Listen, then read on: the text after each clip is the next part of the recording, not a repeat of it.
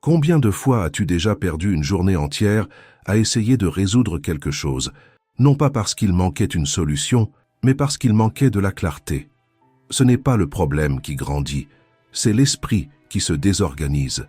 Et c'est ici que tu peux renverser la situation. Force-toi à y voir clair. Quand la pression monte, quand les exigences s'accumulent, ce qui te fait tomber en premier n'est pas ce qui se passe à l'extérieur, c'est la confusion à l'intérieur. Un esprit confus transforme la moindre difficulté en quelque chose d'énorme. Ce n'est pas de la théorie, c'est ce qui se passe tous les jours. Les stoïciens l'ont appris dans la pratique. Marc Aurèle, Épictète et Sénèque ont affronté des pertes, des décisions difficiles, une pression constante et un chaos bien réel. Et ce qui les maintenait solides n'était pas de contrôler le monde, mais d'organiser leur propre esprit. Le stoïcisme appliqué n'est pas un discours théorique, c'est une direction quand tout semble hors de place. Si tu es ici, c'est parce que tu ressens cela dans ta chair, le poids de l'indécision, l'angoisse de choisir, la réaction automatique suivie du regret. Et cela ne te rend pas faible, cela te rend humain. La bonne nouvelle est simple, la clarté peut s'entraîner. Avec de la discipline, de l'autocontrôle et des pratiques concrètes, tu apprends à transformer la confusion en décision et la réaction en action. C'est comme nettoyer une vitre embuée. Le monde ne change pas, mais tu vois enfin par où avancer. Dans cette vidéo, tu vas apprendre des pratiques stoïciennes directes pour retrouver ton attention, organiser tes pensées et réduire fortement ta fatigue mentale au quotidien, parce que la majorité des gens ne tombent pas par manque de capacité, mais par excès de bruit. Tu as peut-être déjà vécu cela. Un message t'agace et en quelques minutes, tu construis tout un film dans ta tête. Une comparaison te vole l'énergie de la journée. Un petit problème devient une boule de neige parce que l'esprit ne s'arrête pas. C'est exactement ce schéma qu'on va couper à la racine. Avant de continuer, fais quelque chose de simple et de pratique. Écris dans les commentaires. Je m'oblige à penser avec clarté. En l'écrivant, tu transformes une idée en décision. Et des décisions conscientes changent la manière dont tu réagis à la vie. Commençons. Pratique 1. Brise le cycle mental qui maintient le même problème en vie. As-tu déjà réglé quelque chose dans la réalité, mais ton esprit est resté accroché au problème comme si rien n'avait été fait? C'est exactement là que beaucoup de personnes s'épuisent sans s'en rendre compte. Le stoïcisme est une philosophie qui nous aide à préserver notre santé mentale au milieu des tensions du monde, non pas en éliminant les problèmes, mais en les empêchant de dominer l'esprit, surtout lorsque nous faisons face à l'anxiété et à l'agitation mentale. Briser le cycle des pensées répétitives est essentiel, surtout quand tu as déjà décidé quoi faire, mais que tu continues à revivre la situation comme si elle était encore ouverte. Quand nous prenons une décision et que, malgré cela, nous n'arrivons pas à sortir le problème de notre tête, cela draine l'énergie, vole l'attention et paralyse des actions simples du quotidien. Faire face aux défis fait partie de la vie. L'erreur commence quand le problème quitte la réalité et vient s'installer dans ta tête toute la journée. Les stoïciens enseignent précisément cela. Penser pour agir est de la sagesse. Penser sans agir est de l'usure. Quand un problème surgit, il est logique de chercher des informations, de demander conseil à ceux qui sont déjà passés par là, de se préparer. Mais une fois la décision prise, continuer à ruminer revient à appuyer sur replay, sur quelque chose qui est déjà terminé.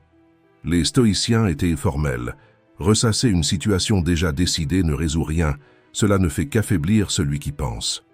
Pense à quelque chose de très courant. Quelqu'un te blesse, tu continues ta journée normalement. Mais à l'intérieur, tu revis la scène des dizaines de fois. Le corps est dans le présent, mais l'esprit est bloqué au même endroit, comme un disque rayé. Chaque répétition rallume la douleur, même si le fait ne se produit plus. Dans ces moments-là, le stoïcisme propose quelque chose de simple et de pratique. Ramener l'attention sur ce que tu contrôles maintenant. Ce n'est pas nier ce qui s'est passé, c'est arrêter d'alimenter mentalement ce qui est déjà passé. Imagine cette pensée comme une alarme qui sonne sans raison. Tu ne discutes pas avec l'alarme, tu l'éteins simplement. Ou, si tu préfères une image encore plus claire, pense à cette pensée comme à un ballon attaché à ton esprit par un fil. Tu coupes le fil et il s'élève tout seul. Si la pensée essaie de revenir, tu ne te bats pas contre elle, tu la lâches simplement à nouveau. Ce geste mental enseigne quelque chose de puissant. Toutes les pensées ne méritent pas ton attention continue. Quand tu remplaces le cycle répétitif par quelque chose de constructif, la souffrance cesse de se répéter automatiquement. La philosophie stoïcienne ne promet pas un esprit vide, mais un esprit entraîné, un esprit qui choisit où rester, au lieu d'être entraîné par n'importe quel stimulus. Souviens-toi, tu ne contrôles pas les problèmes qui apparaissent, mais tu contrôles le temps qu'ils restent en toi. Et c'est dans ce contrôle que réside la véritable force mentale. N'entre pas dans un nouveau cycle, un nouveau mois ou une nouvelle année, en portant des problèmes qui auraient déjà pu être laissés derrière toi. Brise ce schéma, dirige ton énergie vers ce qui dépend réellement de toi. Tes pensées, tes choix et tes attitudes. Parce que quand l'esprit cesse de tourner en rond, la vie recommence enfin à avancer. Pratique 2. Utilise ce que tu as déjà. As-tu déjà remarqué que, quand une adversité surgit, on a l'impression que tout s'écroule d'un seul coup? La plupart des personnes se sentent bloquées non pas parce qu'elles n'ont pas d'option, mais parce qu'elles oublient les outils qu'elles possèdent déjà. Cela t'arrive, cela m'arrive, cela arrive à tout le monde. Tu fais face à un problème. Tu sens la pression monter, la confusion prend le dessus. Et la première réaction n'est presque jamais d'agir, c'est de douter. Tu penses que tu ne peux pas, que tu es en train de perdre quelque chose, que la vie exige plus que ce que tu es capable de donner. Mais écoute calmement cette vérité simple et directe. Tu as déjà plus que ce dont tu as besoin pour commencer à résoudre ce qui te préoccupe aujourd'hui. Ce n'est pas une motivation creuse. C'est un schéma humain confirmé par l'expérience. Toute personne qui a avancé dans la vie a commencé avec moins de ressources que celles que tu as maintenant. Et c'est un principe central du stoïcisme. Le point de départ n'est jamais à l'extérieur. Il est toujours à l'intérieur. Quand tu te plains, quand tu bloques, quand tu répètes « je n'y arrive pas », ce n'est pas un manque de capacité, c'est un manque de clarté. Un esprit confus agrandit l'obstacle et réduit sa propre force, comme un miroir déformant qui fait tout paraître plus grand que ce que c'est réellement. C'est pour cela que cette leçon commence ici, avec quelque chose que tu dois te rappeler. Ton plus grand outil, c'est ta réponse, pas tes circonstances. Les stoïciens ne disaient pas cela comme de la poésie, ils l'ont vécu dans la pratique. Marc Aurèle a gouverné un empire au milieu des guerres, des pertes et des crises. Et malgré tout, il répétait que la seule chose véritablement sous son contrôle était son propre esprit. S'il a réussi à rester solide dans le chaos, toi aussi, tu peux le faire dans ton quotidien, dans les petites décisions, dans les conflits de tous les jours, dans les problèmes ordinaires. Pense de manière concrète, tu as l'intelligence nécessaire pour analyser, même quand tu es fatigué. Tu as assez de calme pour ne pas agir sur un coup de tête, même quand l'émotion serre. Tu as la discipline pour continuer, même quand l'envie d'abandonner apparaît. Tu as la résilience pour te relever, même quand quelque chose te frappe par surprise. Ce ne sont pas des idées abstraites, ce sont des outils réels. Peut-être qu'ils sont rouillés aujourd'hui, comme une boîte à outils oubliée dans un coin, mais ils restent les tiens. Avant d'abandonner, assieds-toi une minute et pose-toi une question simple. Qu'est-ce que je peux faire maintenant, avec ce que j'ai déjà? Cette question agit comme le fait d'allumer la lumière dans une pièce sombre. Elle n'élimine pas le problème, mais elle met de l'ordre dans le chaos.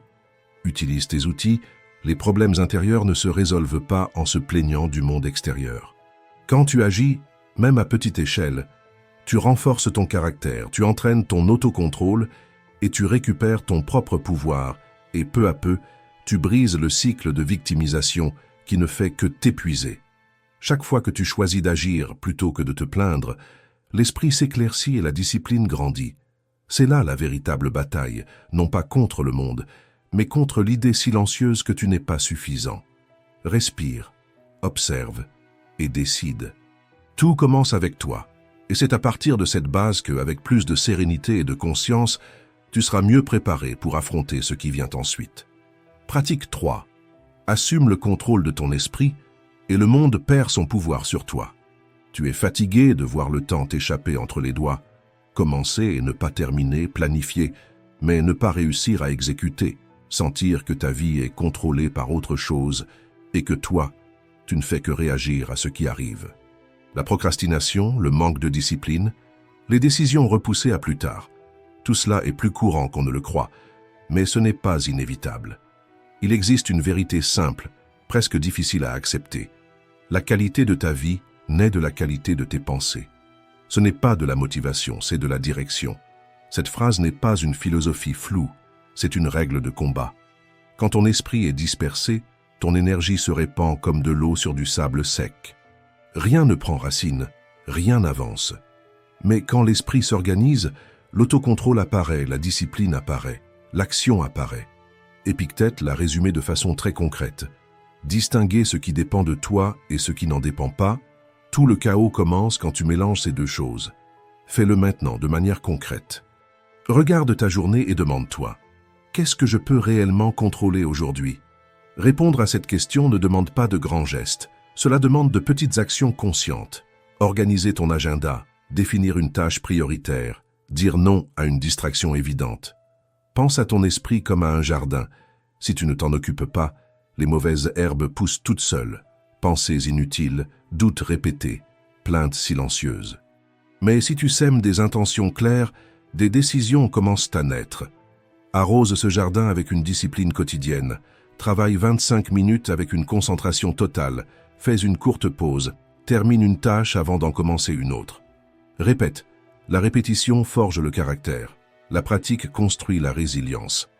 À l'intérieur, observe tes pensées sans leur obéir à toutes. Tout ce qui traverse ton esprit ne mérite pas une action. Sois l'observateur qui choisit. Quand l'anxiété arrive, respire, identifie la pensée et reviens à la tâche. Cette petite distance crée une liberté intérieure, et la liberté intérieure est l'essence de l'autocontrôle. Le stoïcisme n'enseigne pas à réprimer les impulsions, il enseigne à ne pas en être l'esclave. Agis aujourd'hui avec une règle minimale mais puissante. Avant de réagir, compte jusqu'à 3 et demande-toi, est-ce que cela dépend de moi? Si cela dépend de toi, agis. Si cela n'en dépend pas, lâche prise. Cette règle simple rend le pouvoir, l'attention et la paix. Et quand tu pratiques cela, ta gestion du temps s'améliore, ta productivité augmente et ton caractère se renforce. Commence petit, termine ce que tu as commencé et garde ton attention sur ce qui compte vraiment. Pratique 4. Choisis de répondre avec clarté. Laisse-moi te poser une question plus réelle. Combien de fois ta journée déraille, non pas à cause d'un grand problème, mais à cause d'une petite réaction que tu n'as même pas remarquée? Ce qui détruit le plus ta discipline, ton temps et ta concentration, ce ne sont pas les grands événements de la vie, ce sont les petites réactions impulsives du quotidien. Un message mal formulé, un commentaire qui touche là où ça fait mal, un imprévu qui frustre tes plans. Et là, en quelques secondes, tu remets le contrôle de ton esprit sans t'en rendre compte. Je le sais parce que nous faisons tout ça, mais écoute cette vérité ferme, simple et décisive. Entre ce qui arrive et ce que tu fais, il existe un espace. Et c'est cet espace qui décide de la personne que tu deviens. Cet espace, c'est ta liberté, c'est ton contrôle intérieur. Et pour le stoïcisme, ce n'est pas un détail, c'est le fondement. Pense à ta journée. Combien de fois as-tu réagi avant de réfléchir, répondu sous l'impulsion et regretté ensuite, perdu patience et abandonné quelque chose d'important, gaspillé ton énergie pour quelque chose qui ne méritait pas ton attention? Cela vole ta clarté, vole ta force et crée cette sensation silencieuse que le monde est aux commandes. Mais voici le tournant. Tu n'as pas besoin de contrôler le monde. Tu as besoin d'élargir cet espace entre le stimulus et la réponse. Arrête-toi, respire, ralentis. Celui qui consacre une seule seconde à voir avec clarté prend le commandement de la situation. Imagine un guerrier qui entre au combat en attaquant sous l'impulsion. Il s'expose, il s'épuise, il perd. Mais le guerrier qui fait une pause, observe et choisit où agir, gagne. Ce guerrier, c'est toi, et chaque pause te rend stratégique, pas réactif. Répète ce principe comme une règle de vie. Ne réagis pas, décide. Ne réagis pas, décide. Ce sont quelques secondes qui façonnent ton caractère. Applique cela aujourd'hui quand quelqu'un te provoque, arrête-toi. Quand tu as envie de discuter, respire. Quand l'anxiété surgit, ne réponds pas en pilote automatique. Demande-toi, cette réponse me rapproche ou m'éloigne de la personne que je veux être? Cette question organise l'esprit, cette question coupe le chaos. Répondre avec clarté n'est pas une faiblesse. C'est de l'autocontrôle, c'est de la force émotionnelle. C'est s'élever au-dessus du bruit. C'est décider que ta paix ne sera pas l'otage de n'importe quel stimulus extérieur. Chaque pause renforce ta résilience. Chaque réponse consciente te rend ton pouvoir personnel. Et quand ce contrôle intérieur commence à se stabiliser, tu es prêt pour la prochaine leçon, où la clarté cesse d'être seulement une compréhension et devient une action ferme, cohérente et transformatrice. Pratique 5. Ne lutte pas contre ce qui n'est pas entre tes mains. Tu gaspilles ton énergie à lutter contre des choses que tu ne peux pas changer. Le comportement des autres, des résultats incertains, des imprévus, et même de petits détails qui deviennent des obsessions. Cela t'arrive dans la vie réelle, tu rentres chez toi en ruminant encore une parole de quelqu'un, ou tu passes des heures à essayer de réparer une erreur qui n'était même pas la tienne, comme si ton esprit était de garde, en train de vouloir contrôler l'inévitable. La vérité fondamentale est claire et absolue. Quand tu luttes contre ce qui est au-delà de ton contrôle, tu perds en puissance. Répète-le, parce que ça change tout. Quand tu luttes contre ce qui est au-delà de ton contrôle, tu perds en puissance. Garde cette phrase. Ce n'est pas un abandon. C'est une question de stratégie. Les principes du stoïcisme le montrent clairement. Distinguer ce qui dépend de toi et ce qui n'en dépend pas est la base pour récupérer le contrôle intérieur. Épictète appelait cela la séparation essentielle, et Marc Aurèle a vécu cela sous une pression réelle, lorsqu'il a compris qu'être ferme, ce n'est pas être froid, c'est être émotionnellement efficace. Quand tu reconnais ce que tu ne contrôles pas, tu arrêtes de gaspiller ton énergie, et tu peux appliquer l'autocontrôle et la résilience là où cela compte vraiment. Imagine que ton énergie est un fleuve. Si tu essayes d'arrêter le courant avec tes mains, tu te mouilles et tu t'épuises. Mais si tu places une roue dans le cours du fleuve, tu utilises cette force à ton avantage. Cette roue représente ton attitude pratique, l'acceptation active et l'action là où tu peux influencer. Pense à un exemple simple. Un collègue a été brusque, un client a répondu sèchement. Quelqu'un t'a mal interprété. Tu peux essayer de contrôler la tête de l'autre, ou tu peux contrôler ce qui est à toi, ta posture, ta limite, ta réponse, ta prochaine action. Une option t'épuise, l'autre te renforce. Pratique cela maintenant. Face à un problème, divise mentalement la situation en 2 colonnes. La colonne A, ça dépend de moi. La colonne B, ça ne dépend pas de moi. Et voici le point clé. Dans la colonne B, tu lâches prise. Dans la colonne A, tu agis. Des actions petites et concrètes. Ajuste ton agenda, prépare une réponse réfléchie, priorise ce qui est urgent, coupe ce qui est du bruit. Cela redirige ton énergie et réduit l'anxiété immédiate. À un niveau intérieur, l'acceptation transforme les émotions. Cela ne veut pas dire éteindre les sentiments. Cela veut dire les regarder sans prolonger le tourment. Ressens la frustration, reconnais-la et choisis la réponse. Chaque fois que tu acceptes l'incontrôlable, tu renforces ton caractère. Ta patience augmente, ta discipline devient une pratique et ton esprit cesse de vivre en guerre avec la réalité. Fais cet exercice pendant 5 minutes au début de la journée. Pense à ce qui te préoccupe, sépare en A et B. Lâche ce qui n'est pas à toi et agis sur une chose simple de ce qui est à toi.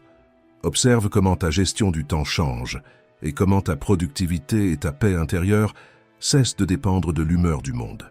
Pratique 6. Transforme la difficulté en entraînement qui te renforce. As-tu déjà eu cette sensation que la vie devient plus difficile précisément au moment où tu décides d'avancer? Comme si, au moment où tu essaies de t'améliorer, quelque chose surgissait pour te bloquer, te ralentir ou t'épuiser encore davantage. La vie ne te punit pas, elle ne te met pas à l'épreuve par cruauté ou par caprice. Ce qui te fait mal aujourd'hui, ce qui t'agace, ce qui semble te gêner, est justement la matière avec laquelle tu construis ta force. C'est comme le poids dans une salle de sport. Il n'est pas là pour te blesser, mais pour créer de la résistance. Et je sais que tu as déjà ressenti cela, ces moments où tu te demandes pourquoi tout se complique, pourquoi chaque avancée semble apporter un nouveau défi. Cette sensation de lutter seul, fatigué, sans issue claire. Mais écoute ceci avec attention, parce que cela change tout. Chaque obstacle est un terrain d'entraînement, pas un frein. Ce n'est pas une punition, c'est un processus qui te rend plus capable. Les stoïciens comprenaient cela avec une clarté implacable. Ils ne demandaient pas « Pourquoi est-ce que cela m'arrive ?» parce que cette question paralyse. Ils demandaient « Qu'est-ce que cela est en train de m'enseigner ?» Parce que cette question ouvre un chemin. C'est ce changement de mentalité qui te met aux commandes. Tu cesses de te sentir attaqué par la vie et tu commences à te positionner face à elle. Cela te transforme de victime en stratège. Quand tu comprends cela, tu arrêtes de lutter contre la vie et tu commences à l'utiliser comme une alliée. Tout comme un guerrier affine sa technique en affrontant la résistance et non en s'entraînant dans le confort, tu grandis en faisant face à des réalités difficiles. Patience, humilité, courage, discipline, ces vertus ne naissent pas dans les jours faciles. Elles émergent dans le frottement avec ce qui exige davantage de toi. Pense maintenant à quelque chose de précis, ce projet qui est en retard. Cette relation qui demande plus de maturité, cet échec qui fait encore mal à reconnaître. Au lieu de fuir, rapproche-toi avec lucidité. Demande-toi, quelles compétences cela me demande-t-il de développer? L'autocontrôle, la résilience, la clarté mentale? Chaque défi est comme un muscle. Si tu l'évites, il s'affaiblit. Si tu l'entraînes, il répond. C'est cela, la pratique quotidienne du stoïcisme, accepter ce qui arrive non comme une résignation, mais comme une matière première pour grandir. Et c'est ici que commence la véritable transformation intérieure. Quand tu cesses de résister à la vie, un calme différent apparaît, pas passif mais solide. Tu réagis moins par impulsion, tu perds moins de temps à te plaindre, tu commences à agir avec stratégie. Tu deviens plus conscient de tes émotions, plus ferme dans ton intention, plus responsable de la direction de ta propre histoire. C'est cela, le véritable entraînement. Pas seulement résoudre des problèmes, mais utiliser chaque difficulté pour façonner le caractère, la clarté et la force intérieure. Pratique 7. Moins tu as besoin, plus tu as de liberté. As-tu déjà remarqué que la plus grande partie de ta fatigue ne vient pas de ce que tu fais, mais du poids que tu portes dans ta tête?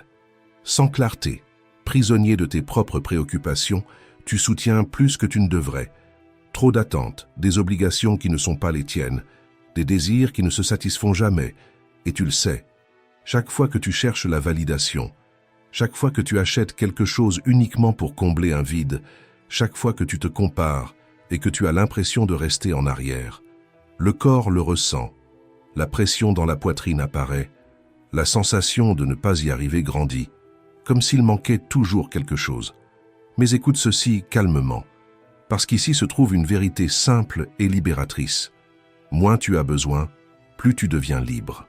Le stoïcisme, le bouddhisme et le taoïsme s'accordent sur ce point. La liberté ne naît pas de l'accumulation, elle naît du choix.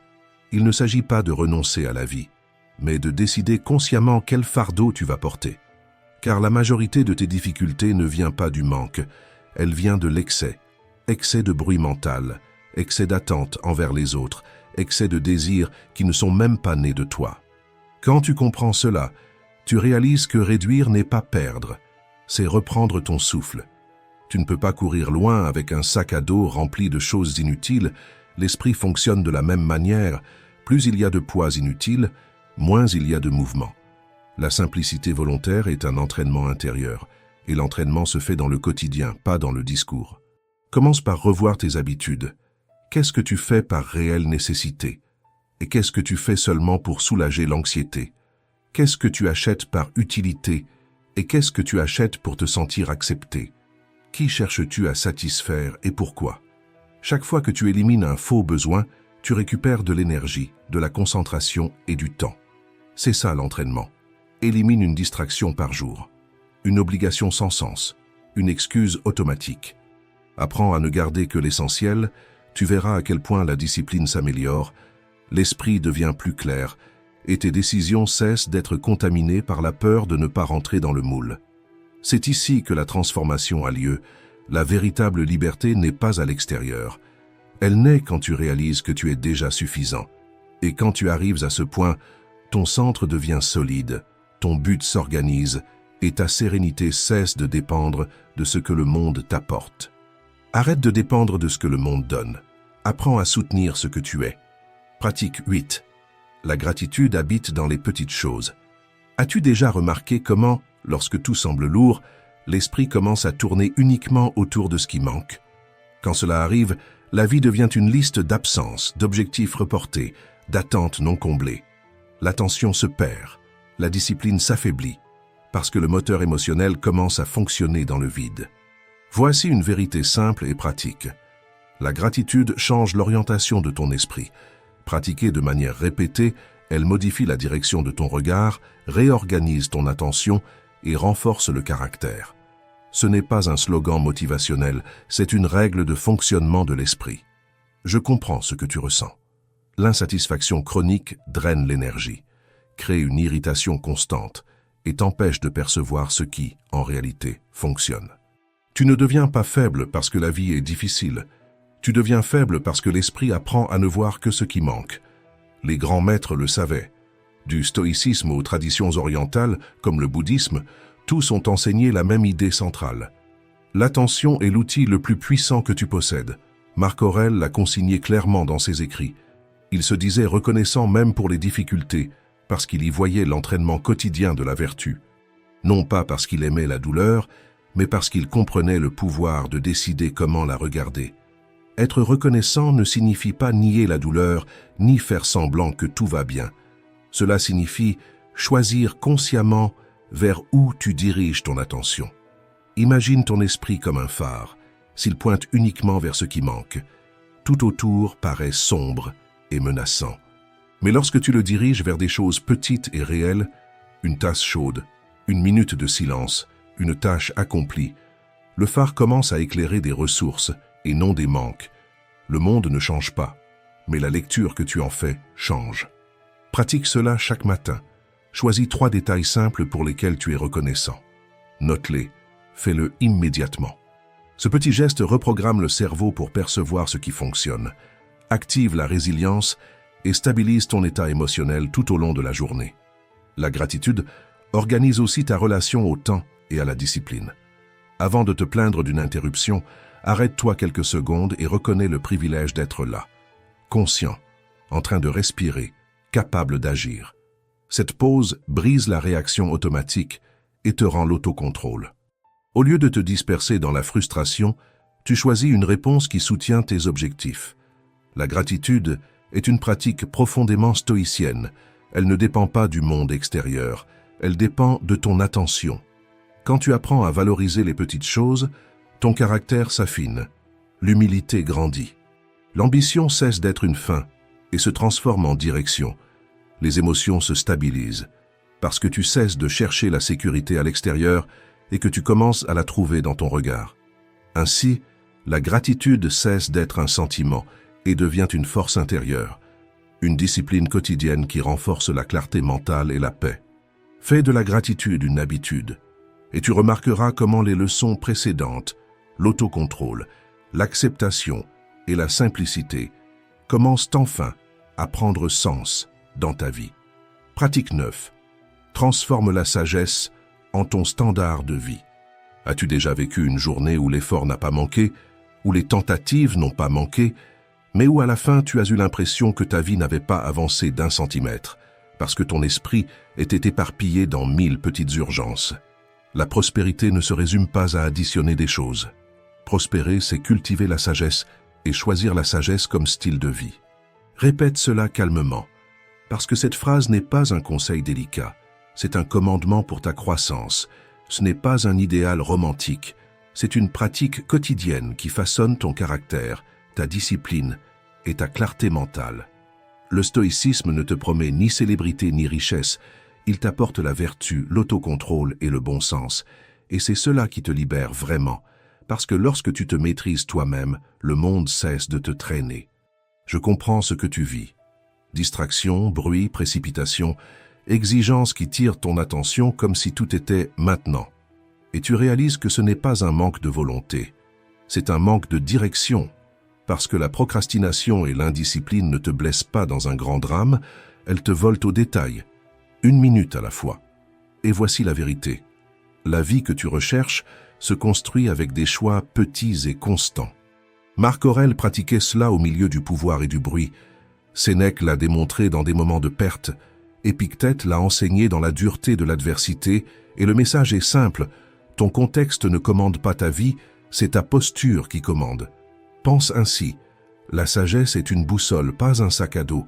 Elle te guide, elle ne t'alourdit pas. Et si tu es perdu, Tu n'as pas besoin de porter plus, tu as besoin de mieux orienter. Au quotidien, simplifie. Choisis une règle journalière qui fonctionne comme un rail, pas comme une prison. Par exemple, 1 heure sans réseaux sociaux par jour, comme une diète de bruit mental, pour que ton esprit recommence à t'entendre. 10 minutes à la fin de la journée pour revoir tes choix, comme on aiguise une lame. Où ai-je agi en pilote automatique? Où ai-je été ferme? Où puis-je m'améliorer demain? C'est de la discipline appliquée, et la discipline est comme un gouvernail. Elle ne change pas la mer, mais elle change la destination du bateau. Chaque petit choix contribue au résultat final. Chaque habitude constante renforce ton caractère, et le caractère est ce qui soutient la prospérité quand la motivation faiblit. Choisir la sagesse implique la responsabilité. Ne construis pas ta paix en accusant l'environnement, construis-la en organisant ce qui est à l'intérieur. Observe tes pensées, modère tes réactions, priorise ce qui compte. Le bonheur ici n'est pas une récompense qui arrive, c'est un processus qui se construit avec attention, intention et action. Cette transformation n'est pas instantanée, elle est cumulative. C'est entraîner le muscle de la vertu, patience, humilité, courage, de la même façon que personne ne devient fort en une séance, mais devient fort parce qu'il n'a pas arrêté de s'entraîner. Quand tu choisis la sagesse comme style de vie, tu abandonnes la mentalité de victime et tu deviens auteur. Tes décisions gagnent en clarté, ta vie gagne en sens et ton pouvoir intérieur se stabilise, non pas parce que rien ne t'atteint, mais parce que tu cesses de t'abandonner. Pratique aujourd'hui. Si tu ne peux emporter qu'une seule chose de cette vidéo, emporte celle-ci. Fais un pacte avec toi-même avant de demander que la vie change. Change ta manière de penser. Et pour fermer ce cycle, écris dans les commentaires ou répète à voix haute avec fermeté « Aujourd'hui, je m'oblige à penser avec clarté ». Ce n'est pas seulement une phrase, c'est un engagement. Observer tes pensées, contenir l'impulsivité et choisir avec intention. Merci d'être arrivé jusqu'ici. Si cette vidéo t'a aidé à voir les choses sous un autre angle, je t'invite à t'abonner à la chaîne. Ici, nous continuons ensemble à réfléchir, à grandir et à construire une force intérieure.